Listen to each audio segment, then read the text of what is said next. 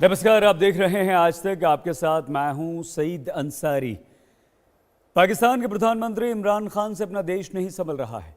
यह सवाल पूरा पाकिस्तान अब पूछ रहा है कि क्या हुआ इमरान, क्यों नहीं संभल रहा आपसे पाकिस्तान। दरअसल पाकिस्तान के 5 प्रांतों में से 3 उससे अलग होने की मांग कर रहे हैं। सिंध में अलग सिंधु देश की मांग को लेकर रविवार को जबरदस्त रैली निकाली गई।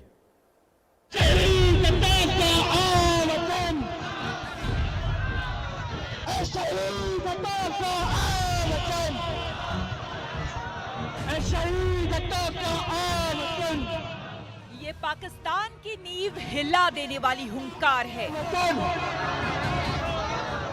ये टुकड़े टुकड़े में बटे पाकिस्तान का ट्रेलर है।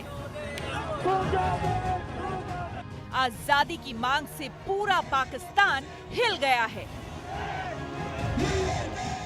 सिंध को अलग देश बनाने की मांग जोर पकड़ चुकी है। दुनिया भर के नेताओं से मदद की अपील की जा रही है। भारत के प्रधानमंत्री नरेंद्र मोदी से भी दखल की मांग की जा रही है। रविवार को पाकिस्तान के सिंध से आई ये तस्वीर दिखा रही है कि पाकिस्तान की बुनियाद किस हद तक हिल चुकी है। सिंध के सान कस्बे में सैकड़ों की तादाद में लोग सड़कों पर उतरे। इस दौरान उनके हाथ में दुनिया के तमाम बड़े नेताओं के साथ भारत के प्रधानमंत्री नरेंद्र मोदी की तख्ती भी थी। प्रदर्शनकारियों ने विश्व के इन नेताओं से सिंध को अलग देश बनाने की मदद की अपील की है। अमेरिका के नवनिर्वाचित राष्ट्रपति जो बाइडेन, फ्रांस के राष्ट्रपति इमैनुअल मैक्रोन, रूस के राष्ट्रपति पुतिन समेत दुनिया के कई नेताओं की तख्तियां लिए सिंध के लोग सान कस्बे के अलग अलग इलाकों से गुजरे। रैली में पीएम मोदी के पोस्टर दिखाते हैं कि कूटनीतिक तौर पर भारत दुनिया में कितनी ताकत रखता है, और दुनिया के कुछ नेताओं के बीच में मोदी का कद इतना बड़ा है कि सिंध के लोगों को उनके नेतृत्व पर भरोसा है। सिंध के लोगों की मांग है कि उन्हें अपना अलग देश चाहिए, उन्हें सिंधु देश चाहिए। पाकिस्तान इस वक्त तमाम मुश्किलों से गुजर रहा है। महंगाई बेकाबू है। विपक्ष ने इमरान खान को चुनावों में धांधली कर सत्ता पर काबिज होने के खिलाफ सियासी जंग छेड़ रखी है, और इन सब के बीच पाकिस्तान के अलग अलग सूबे उससे अलग होने के लिए बेचैन हो उठे हैं।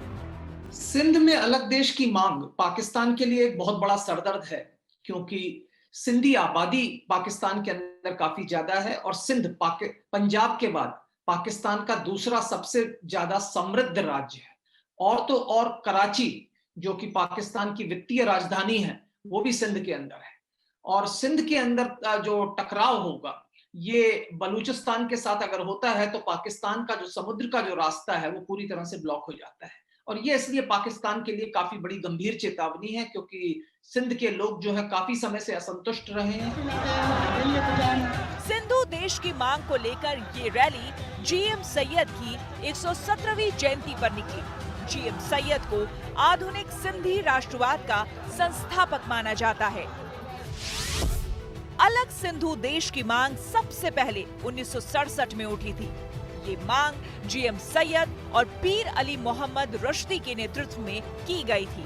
साल 1972 में सैयद के राजनीतिक संगठन जीए सिंध ने इस मांग को औपचारिक तौर पर उठाया, लेकिन जुल्फिकार अली भुट्टो के प्रधानमंत्री बनने के बाद ये मांग ठंडी पड़ गई, क्योंकि भुट्टो खुद सिंधी थे।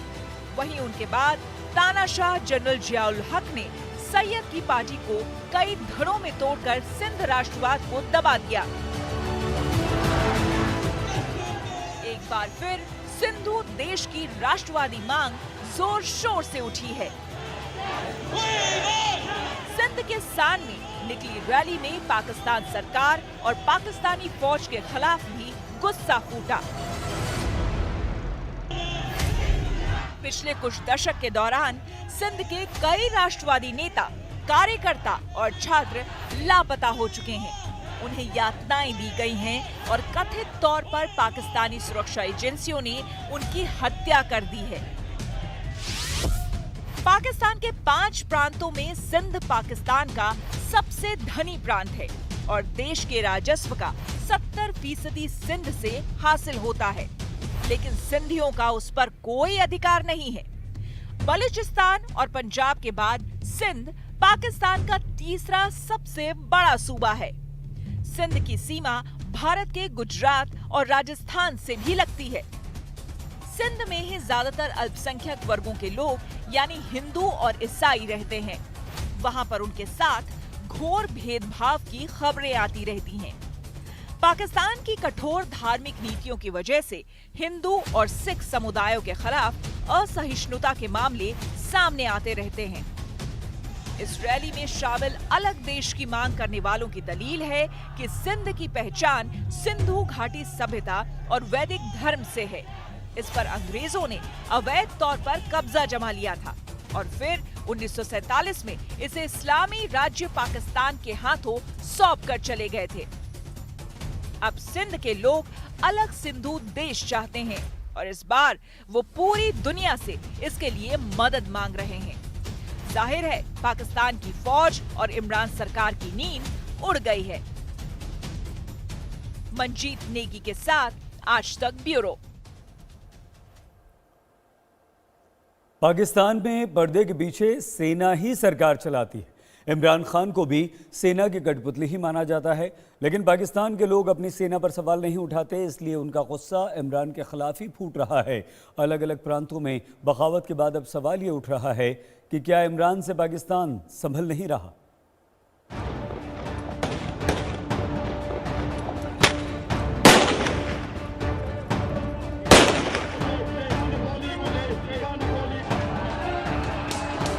पाकिस्तान में अलगाववाद की आग धधक रही है। बलूचिस्तान में हालात बेकाबू हैं। पीओके में असंतोष की आग भड़क रही है। सिंध पाकिस्तान से आजादी मांग रहा है।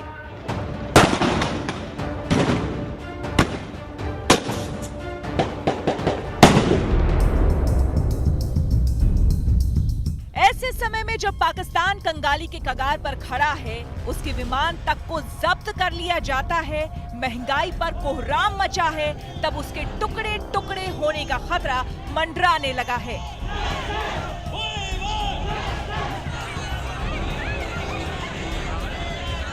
और इन सारी बातों पर पाकिस्तानी मीडिया में चर्चा गर्म है।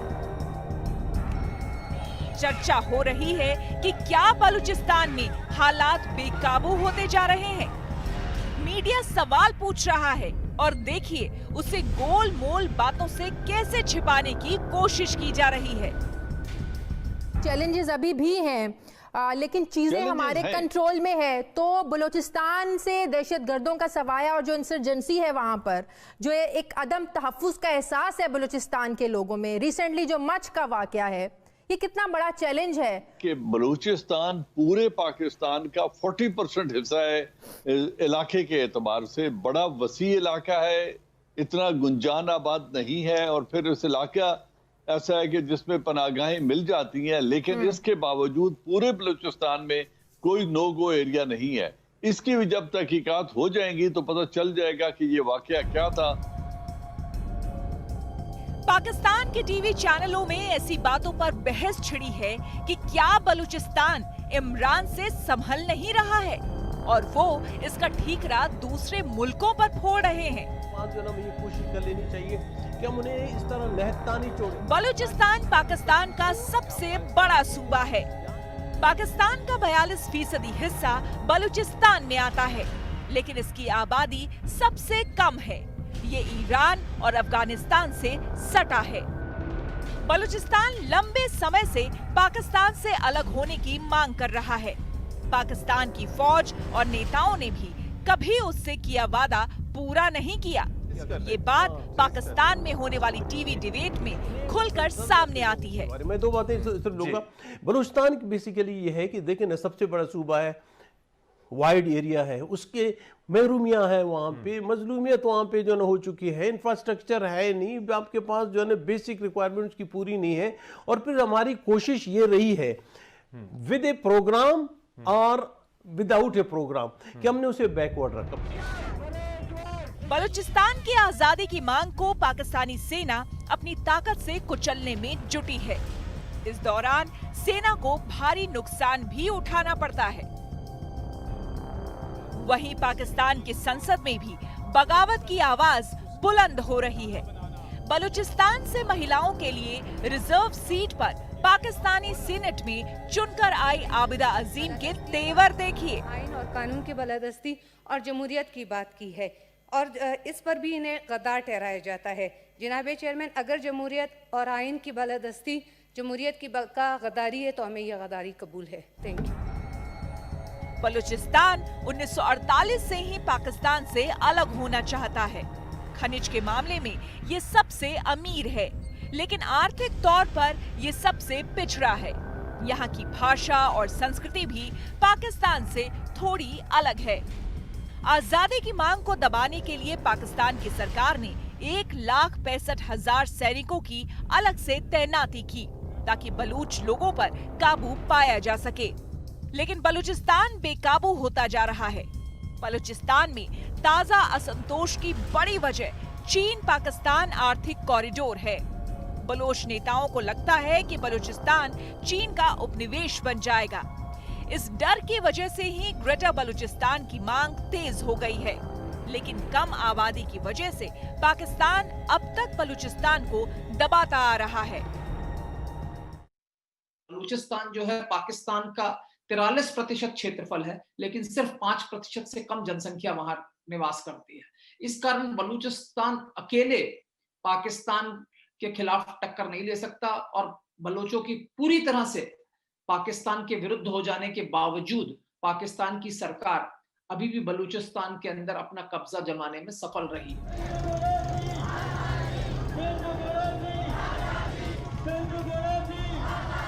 मगर अब पाकिस्तान में हालात बेकाबू होते जा रहे हैं। सिंध के बाद खैबर पख्तूनख्वा में पख्तूनों का तहफ्फुज आंदोलन शुरू हो गया है। सबसे गंभीर हालात पाकिस्तान के कब्जे वाले कश्मीर में है। यहाँ महंगाई और बेरोजगारी के खिलाफ लोग सड़कों पर उतर आए, लेकिन ज्यादातर मांगों को पूरा करने में नाकाम इमरान सरकार ने यहाँ भी लाठियां बरसाई, उनके विरोध को कुचलने की कोशिश की।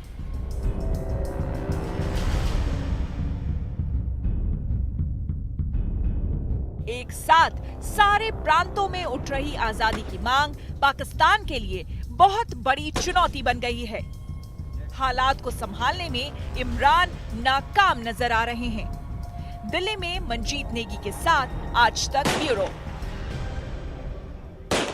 इमरान खान से पाकिस्तान सफल नहीं रहा है। पाकिस्तान लगभग कंगाल हो चुका है। उसका कर्ज तमाम हदों को पार कर चुका है। महंगाई आसमान पाकिस्तान में छू रही है। उसके पास अपने विमानों का किराया चुकाने तक के पैसे नहीं हैं। पाकिस्तान के दोस्त मलेशिया ने उसका विमान जब्त करके पाकिस्तान की इंटरनेशनल बेइज्जती कर दी।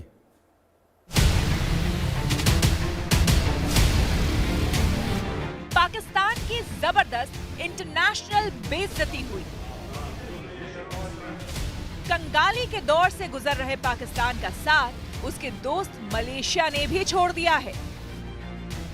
कुआलालंपुर हवाई अड्डे पर पीआईए का विमान खड़ा था।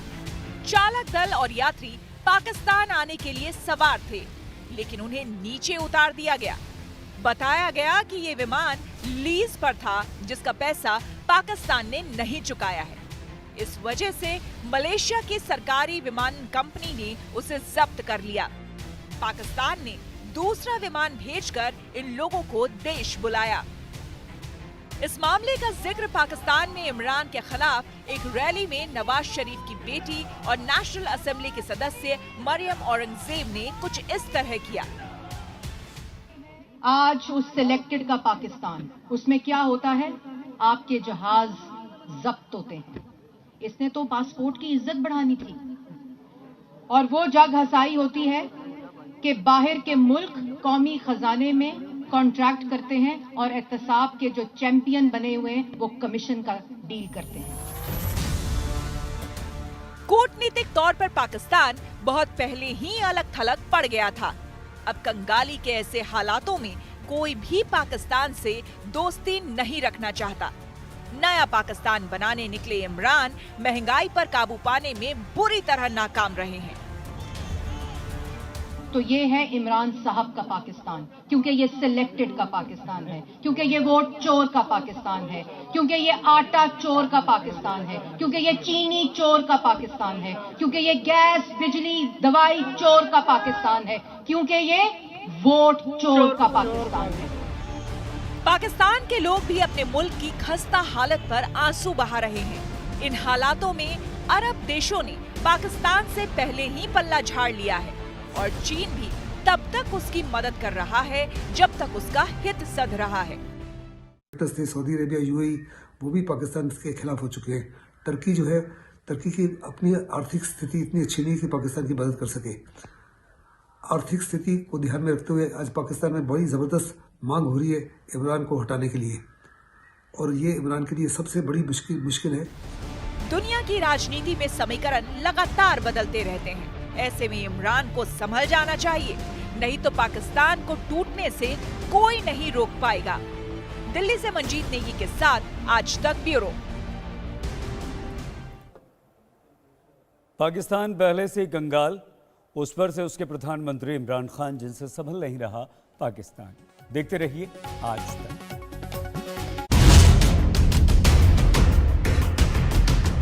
नमस्कार, मैं हूं अंजना ओम कश्यप। हमें उम्मीद है ये वीडियो आपको पसंद आया होगा। लेटेस्ट खबरों के लिए यूं ही देखते रहिए आज तक, और इस वीडियो के पसंद आने पर लाइक, शेयर एंड सब्सक्राइब करना ना भूलें।